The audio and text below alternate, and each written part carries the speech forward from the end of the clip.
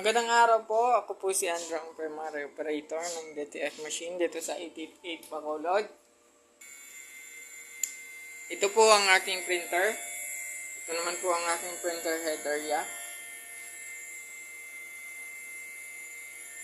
Ito naman po yung capping.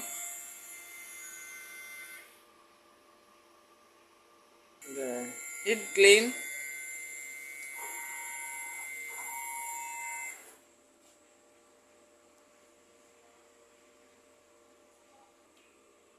After po nating mag-head clean, punasan po natin yung wiper.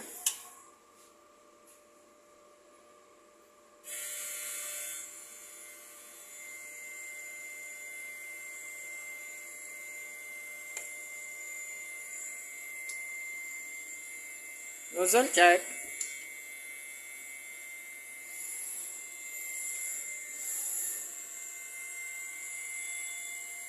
Yun naman po ang output ng aking nozzle check. Ito naman po ang aking ink tank area. Tama lang po ang ink level nila. Ito naman po ang aking waste tank. Ito naman po yung AVR, ground wire. Ito naman po ang aking mga consumables.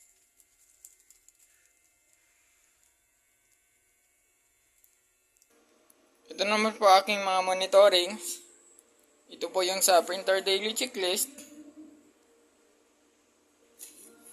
Ito naman po ang daily production log.